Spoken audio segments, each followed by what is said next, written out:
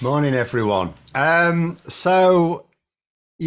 I'm actually going to talk about it's quite easy at the moment in terms of the Conservatives' campaign to talk about what has actually happened because that's naturally what you would do because it's absolutely insane.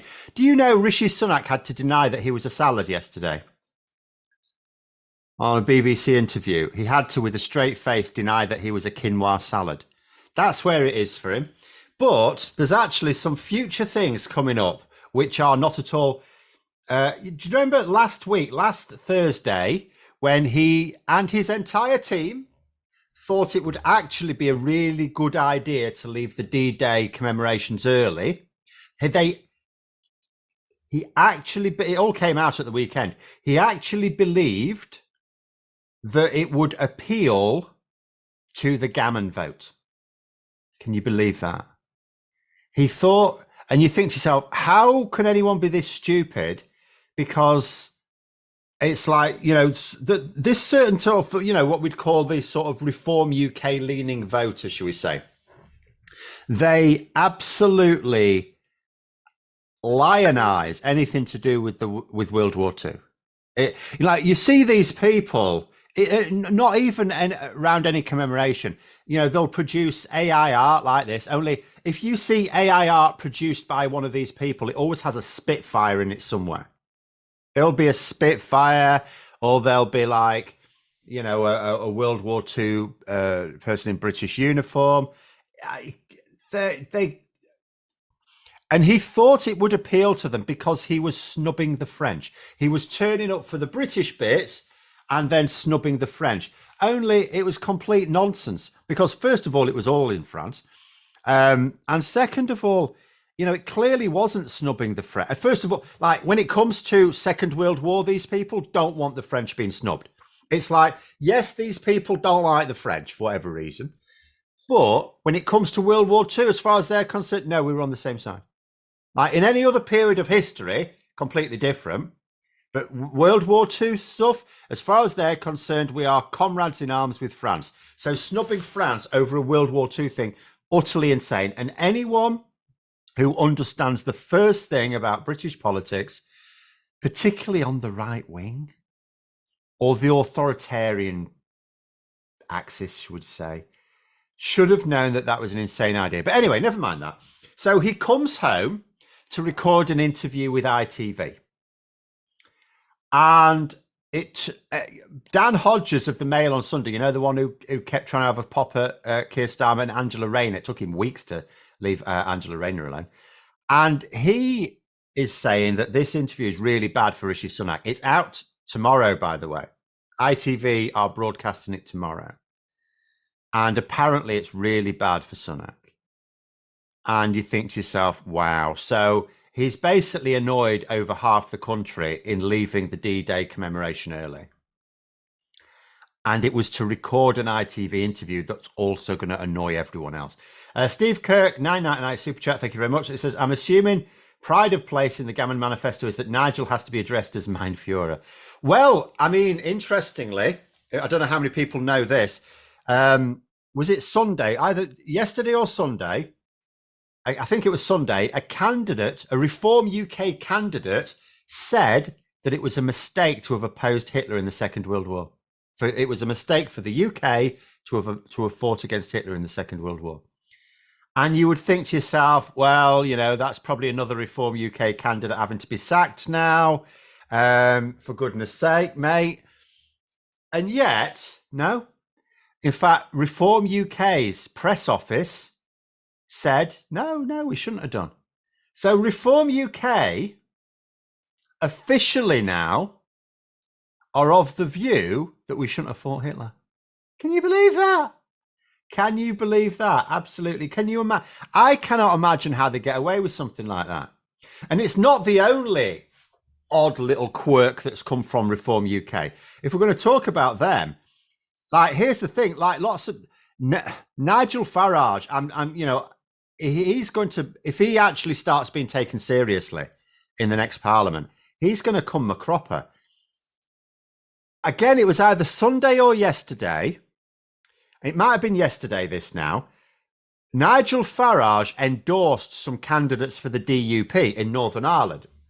And you may think to yourself, well, what's the problem with that? He's obviously very closely aligned with the DUP. The problem with that is that Reform UK have a formal pact with the TUV in Northern Ireland. Because remember, you think to yourself, Reform UK, if it's Reform UK and not Reform GB, how come they don't have candidates in Northern Ireland? Because they've got this pact with the TUV. So the TUV stand candidates in Northern Ireland and Reform UK support them.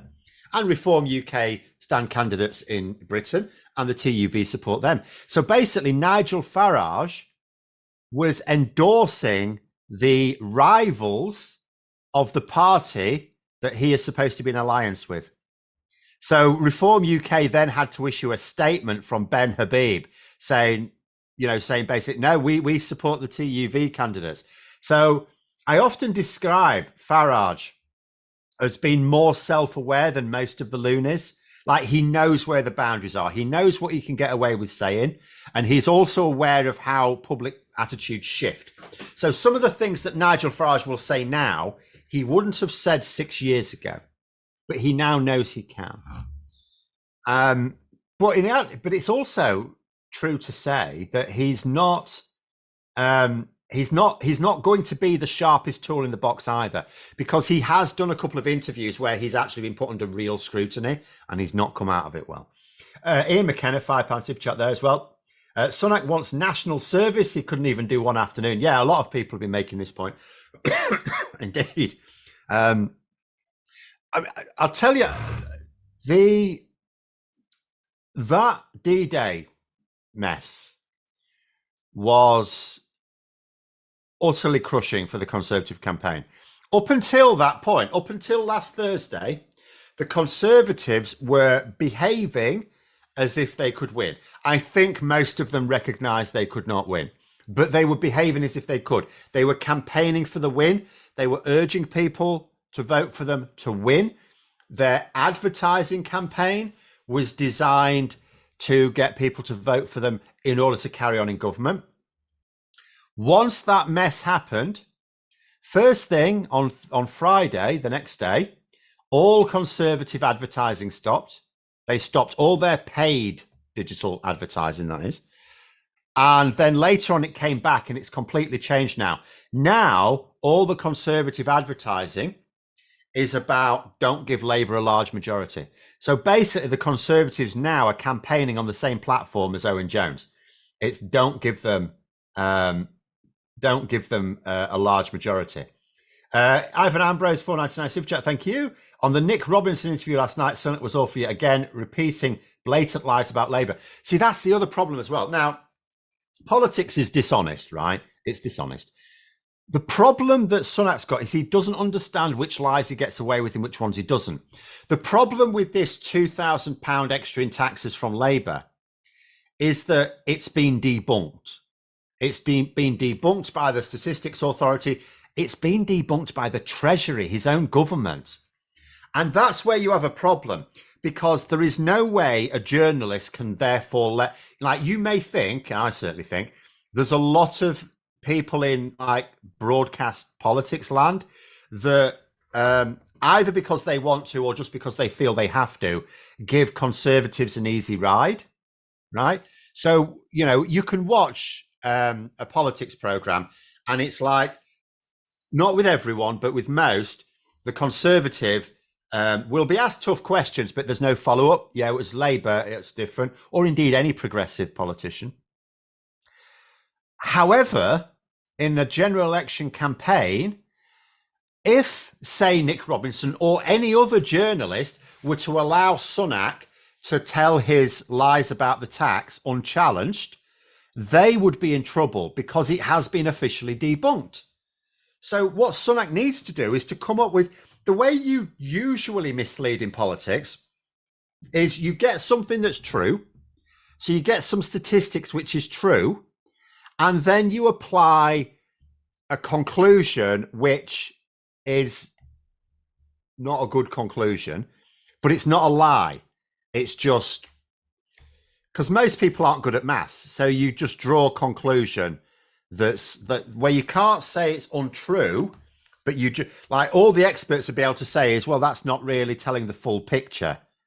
But they wouldn't be able to accuse you of lying. But he doesn't get it. It just fundamentally doesn't get it. So it's not that he's telling lies. He's telling lies that the journalists in the interviews have to call out. So stupid. Godmill, £5 super chat. Thank you. Could his advisors just be kids of donors who failed up? Would that explain why they have no clue? I'll tell you something. His advisors will 100% be privately educated idiots, because it is incredible to me that. So what happened with that D-Day situation? Rishi Sunak's team, and the senior team at CCHQ all of them thought that was a good idea. Apparently David Cameron didn't. David Cameron, according to reports, had tried to tell him it was a bad idea. But the Sunak's actual team and the CCHQ team, including Isaac Leverdow, according to reports, we don't know the full truth, thought it was a good idea. But anyway, right, let's just make sure I'm not missing out super chats there. So in terms of his advice, Sunak's advisors are as bad as he is. One Angry Pagan, £2, thank you very much. Sunak's fear the badger cults, that's why he's hiding. Well, I mean, it is mad. He's now hidden away from the media for 3 days out of this whole campaign. This is why people are asking if he's still going to be the leader come election day. And it should be a stupid question. It should be an utterly ridiculous question to ask. But it's not a ridiculous question because he's hiding. Like, you may not be on the road every day of a campaign because sometimes, you've got but to refuse to take questions from the media, that's hiding. And he did that for Saturday and Sunday. He also did it for the first Saturday of the campaign. So that's why people are asking if he's still going to be the leader, because he's actually giving the impression that he doesn't want to be. I think he will, because it screws over his future if he looks like he runs away from trouble. Just go to show, Phil, you can't make a silk purse out of a sow's ear. Rishi Sunak, the thing is, though, you've got a lot of people. I mean, I said for quite a long time, you had all of these supposedly, marvelous voices in the mainstream media, all talking about how the polls were going to narrow, the polls are going to narrow. And I just thought they might, because there is, there were at the time a significant number of undecided Conservative voters. And yes, I could believe that a chunk of them on polling day will go, do you know what? Somehow this is better than Labour. They'd hold their nose and vote Conservative. Or maybe they like their local Conservative MP and they'll vote for them. They're not really voting for the party, but they like that MP, they'll vote for them. I get that. It was absolutely possible. But I kept saying, but it is not certain. Because what I kept saying is, I thought the Conservative campaign, from the point of view of social media campaigning, I could see that being good. If they got the right people in, I could see their digital campaigning being good. But Rishi Sunak himself is terrible. And the other thing is, ask yourselves, why is it Rishi Sunak? There was a question earlier on the stream. Sorry, I didn't call it out. It said they're sick of seeing Mel Stride, who's the Secretary of State for Work and Pensions. They were sick of seeing him on the telly. But ask yourselves this, why is he on the telly all the time? Because no other cabinet minister's doing anything. Why not? In the last few days, we've had Keir Starmer going out and about, and the focus is always on the leader. But we've also had Rachel Reeves, Emily Thornberry, Angela Rayner, Yvette Cooper, David Lammy, Wes Streeting. We've had Bridget Phillipson even. We've had other members of Labour's front bench doing stuff in the campaign, being reported on doing stuff in the campaign. Where's the Conservatives? It's all Rishi Sunak and, in the odd interview, Mel Stride. Where's James Cleverly? I mean, first of all, he was supposed to do a BBC interview yesterday, then pulled out of it, then did another one. And he said he was really proud of the campaign. It's like, well, first of all, no one could be proud of this mess. But second of all, proud of what? What's he proud of? He hasn't done anything. He hasn't done anything. Anyway, got to catch up some super chats. Where are we? Um, Rachel Harris, £5. Thank you. It says Q card Rishi 5.0 was on full form during that Nick Robinson interview. I've apologized for that. I've apologized for that. I've apologized. Yeah, the thing is, no one believes him. No one believes him. Because apart from anything else, no one really believes you can be that stupid. It's a bit like a kid who eats all the cake and they say, "Oh, I'm sorry. Yeah, like hell you are." You know, there are some things which are so stupid or clearly so malicious. And remember, by Rishi Sunak's own admission, he left the D-Day commemoration early maliciously. That's by his own admission. He left it to snub the French. That's mad. Absolutely mad. Joanne Mason, £5. Thank you. It says, I used to watch documentaries about what if the Nazis had invaded Britain in World War II. Now I just watch the news. Well, I mean, in reality, because a lot of people have said in regards to Russia's attack on Ukraine, and some people will say, how would I have reacted to the Nazis if I was around at the time in the 1930s? And people keep saying, well, if you want to know how you would have reacted to the Nazis in the 1930s, look at how you're reacting to Russia now. It's the same thing. Scott Tory resigned. Chief or Welsh Tory next? No, I mean Douglas Ross, who's the Scottish Conservative leader, basically annoyed his own side. He's annoyed his own party. Whereas Andrew Davis, is it David Davis? Sorry, I've forgotten who the Welsh. I can picture him. I've forgotten what his name is. David T. Davis, isn't it? The Conservative Welsh leader. His own party are quite happy with him. Do you know what, though? Like, this is the thing about the Welsh Conservatives, if I have a little pop at them for a moment. So they came up with this 20 mile an hour thing, right? They came up with the proposal. They were the ones who presented it to the Welsh Parliament. And then the other parties went, oh, that's a good idea. Let's do that. And then as soon as they started doing it, the Welsh Conservatives also, what are you doing? No, we don't want this. You presented it. You argued your case and you persuaded us. No. So then they became, it's Andrew R.T. Davis. Okay, thank you. There's too many Davis in the Conservative Party. It's not a pop at people called Davis, but you know. Now someone's saying David T. Davis. Oh, you know, David, should we say the Welsh Conservative leader? So he was going on about this 20 mile an hour zone. Oh, we shouldn't have it. It's absolutely disgraceful. Do you know what's happened now? The news, the latest figures are out. And the number of crashes is significantly down compared to this. Because at this time of year, apparently it's supposed to go up. You get more traffic accidents. They've actually come down. Funny that, isn't it? Funny that. And they argued for it on a safety point of view. And it's now, the policy's now proven itself. Absolutely mad. Absolutely mad. They could have had such, because it was actually quite popular as well until the Welsh Conservatives started having a pop at it and getting the media to have a pop at it. They could have actually got a lot of credit out of this. I often say Labour are their own worst enemy. I mean, at the moment, the Conservatives are being.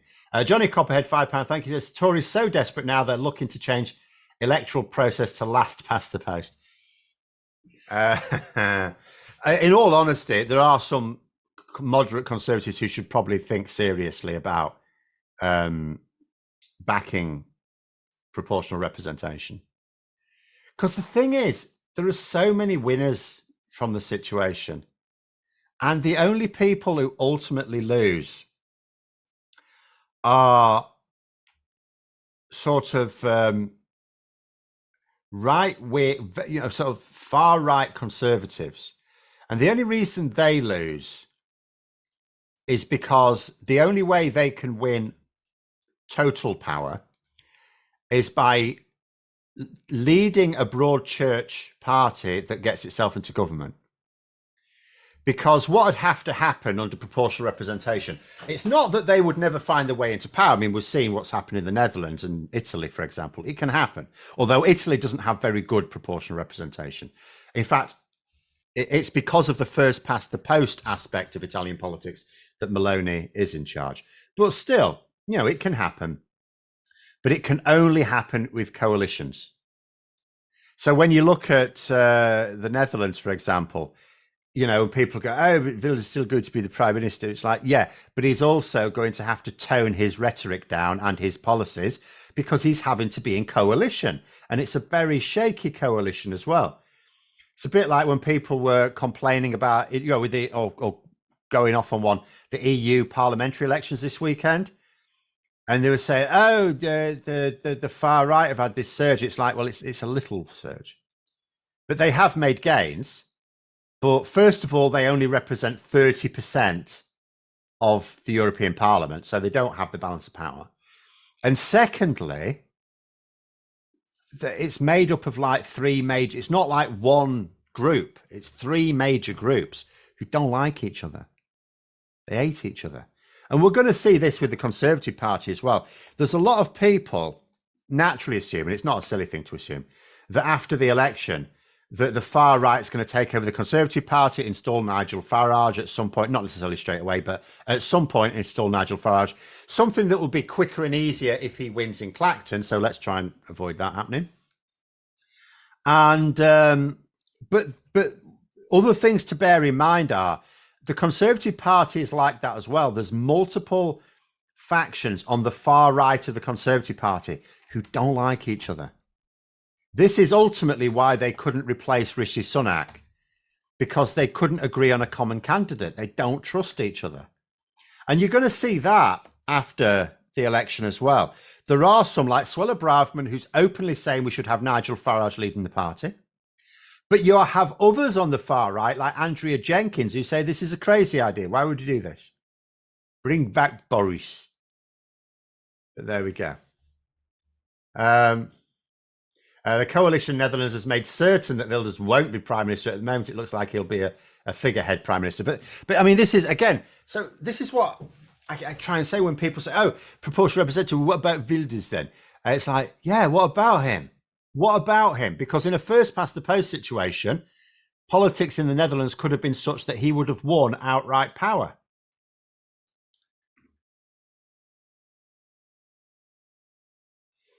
BUFU Mike saying, making my case, I'm just saying Labour won't go for it. There's a massive amount of support for PR in Labour. And actually, it's massively in Labour's interest. Because I keep saying, whatever Labour want to do, whatever Labour want to achieve, will be trashed instantly. Because you're thinking to yourself, why would Labour do this? Because it will mean they have to form a coalition, which means they can't do everything they want. But my argument to that is Labour are now going to have to spend at least 10 years trying to put right some of the things the Tories wrecked. They won't be, you cannot fix 14 years of neglect in 14 years. It takes way longer to build than to destroy, because what Labour have got to do is to try and compensate. They've got to try and build in the investment that we've been lacking for 14 years, as well as build the investment we should have been getting anyway, that we should still be getting in the future. And that's impossible, of course. So whatever Labour achieve, they will never let us catch up to where we should have been if we'd never let the Tories in. And yet, whatever Labour do, whatever they do, the Tories can destroy instantly. Instantly. Within one, Labour could be in power for 3 parliaments, and the Tories could destroy it all inside one. So it is massively in Labour's interests, because a coalition is better for them than power for 10 years and then opposition for 10 years or 15 years, whatever it ends up being. So no, there's no benefit to Labour in having first past the post. Plus, I keep pointing out, I don't know how many times I have to point it out, Labour's official position, which had to be agreed by the NEC, a lot of different powers had to feed into this, any one of which could have scuppered it. Labour's official position now is that first past the post is crap and needs replacing. Yes, they haven't said what it needs replacing with, but in all honesty, there are different models anyway. But Labour have made it, and that statement could not have come out without Starmer's support, but also without the support of other influential factions within the party. The fact of the matter is, Labour members are overwhelmingly in favour of it, Yes, granted, some of those members may not consider it top priority now that we're about to win a massive majority. Enough unions are in favour of it to hold the balance on it as well. You know, it's the only people who do not want proportional representation are the likes of Jacob Rees-Mogg. People who are on the fringes of the Conservative Party. Those around the centre right, they may, if you ask them, they may say they're not in favour of it, but they're not thinking it through because they can actually win power with it. Because think about the way as well, the younger generations, like just below, like millennials, but we don't really know about Gen Z, but we can guess. But millennials certainly are not turning conservative as they approach middle age as previous generations have. So the Conservatives are not only looking like being out of power for 10 years, when they sort themselves out, when they start taking elections more seriously, when they start getting more sensible strategies in place, they're going to find that their pool of voters has shrunk. Because the older generation, they'll have had 10 more years of them dying off, but they will not have had middle-aged people filling the gaps. That's what they've got to face up to. But the centre-right can be more appealing. So they really would benefit from shedding their far-right nutters. But they can't because you can't win in a first-past-the-post system without them. So the best thing they could do is say, proportional representation. So we can have our own party and we'll work with them. We'll work with this other group, but they can have their own party with their own policies and so on. And surely everyone will be much happier. I mean, imagine it on the left wing as well. Imagine if you had a hard left party where they could, to their heart's content, elect whatever feckless idiots they like as leader, have whatever unpopular policies they like, not a problem. And then you had a sort of more moderate Labour Party, as well as the Green Party and the Lib Dems. And we all just formed whatever coalition had the most popular support at the time, most public support at the time. And everyone, because they can elect a leader that they're more aligned with and adopt policies they're more aligned with, everyone would be happier. And the only angst would be over forming the coalitions. That would be way better. Absolutely way better. Don't underestimate the need for press and media reform. No, absolutely. Electoral reform is top of the list because apart from anything else, with electoral reform, media reform becomes easier. However, it could also be that media reform is also easier to do more quickly. So it may well be that media reform perhaps should come first. I don't know. But there's so many reforms we need. It's just that if you reform the electoral system, it's not a panacea. No one's saying it's all going to be all bangs and whistles and brilliant.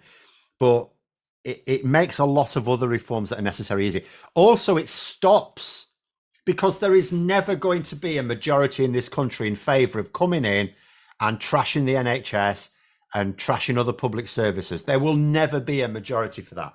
The only reason the Tories got away with it is because people were given a choice. It's either this Labour Party that we're basically farting about, or it's us. And they chose the Conservative Party, right? That's it. People were given this binary choice. Don't give them a binary choice. Allow people to vote for whichever of the credible parties that they want to vote for, and then the coalitions will sort themselves out. Yeah, Graham's saying then the last Labour government, the unions wouldn't support PR. There was so much resistance to PR. I mean, to be honest, also I blame Blair still. Blair was clearly against it. But there was so much resistance to PR under the last Labour government, which was mad. They actually promised to do it. They had the mandate to do it and didn't do it because they didn't really want to. Whereas now you've got much more support for PR. I know from talking to people well inside the party, there's way more support for it now. Unfortunately, they won't promise it. But at the same time, the system of delivering it is still there. And it's going to be my main thing to push after the election. Right, Cathal OG, €5 super chat, thank you. I was at the count doing my bit to see my small party candidate in local elections getting yesterday. under PR STV, get involved. It's super fun. Yeah, PR STV, because that's the other side of it as well. Because people will say about PR, oh, but you can't have constituency MPs. Yeah, you can. You just do those with STV. PR would be better. So Bad Bones, £2, thank you. PR would be better for moving Overton window left. I mean, that will happen anyway. I think that will happen anyway. It's more. So I don't know. I actually don't know about that one. I don't want to just sort of randomly talk out of turn. But what it does is it means more people are engaged in politics, because you will have fewer people going, it makes no difference. Because it does. Now, that's not to say that countries with PR sometimes have poor turnouts themselves. That is just, but that is then the fault of the politicians for being crap. That is the fault of the politicians for being rubbish. But if you have a proportional system, you cannot, like, you know, where I am, for example, let's say you're a Lib Dem supporter. No point. You know, there's no point you voting. I mean, I encourage people to vote, but the Lib Dems have got no chance around here. Absolutely zero chance. It's all Labour Conservative, Labour Conservative. You've got to go to the middle of Sheffield before you can find anywhere where the Lib Dems have a cat and else chance. Absolutely mad. Did I see the super chat from Arctic Bear? No, I did not. Where is this? I don't think so. Oh yes, Arctic Bear, thank you, £5. It says, let's hope the benefit system improves under Labour. It cannot get worse. In fact, I expect it to improve overnight, because in one regard, Labour have promised to stop all the punitive sanctions, and they can do that immediately, or almost immediately. And there, oops, hello. There was Captain Bart Roberts, £2 there, says, great show, Phil. Thank you very much. We've come to the end, so we'll have to finish off. And David Welsh, €5. Says, under PR, Labour and the Tories at least will probably split into multiple parties. Do I see this as a good thing or as a bad thing? So I don't think it will. I think people over-egg that. I think the Conservatives will. In order for, it is possible with Labour, bear in mind there are already parties on the left. So, for example, you've got the Green Party. So would it not make more sense that some, like Labour will get smaller, the Labour Party will get smaller, but would it not make more sense for most of those people to go to the Green Party, for example? Now, but you also have like the Socialist Workers' Party or the Communist Party. They already exist. Maybe they will grow. Okay, so I'm not sure that Labour will split in the technical sense. I think what may happen is some will go to some of the already established parties. Whereas with the Conservatives, there isn't a right-wing alternative. I mean, Reform UK are not that, because they're not a political party, they're a business.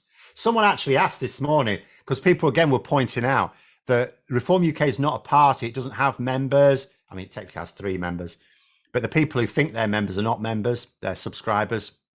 And it's a private business, which Nigel Farage owns, and he could sell to a Russian oligarch if he wanted, because it's a private business. Why not? Obviously, then it couldn't operate as a political party, but still. But there we go. We'll leave it at that. I didn't actually spend very long talking about this. I don't think did I spend any time talking about the actual topic, which is the fact that Tory rebels are planning on launching their own manifesto next week. If Rishi Sunak's manifesto today is a load of rubbish, which it will be. I've got no discipline today. Never mind. Never mind. I'm a bit like a Tory now, aren't I? I promised something, and then I'm going to recycle it for a future episode because I didn't get around to it. But thanks very much for coming on, everyone. We've gone well over time. Have a great day. Don't forget, we may actually end up with a popcorn shortage soon. So if you're into that, make sure you get plenty of stocks in. Don't forget to click the like button and subscribe to the channel. And until next time, I'll see you later.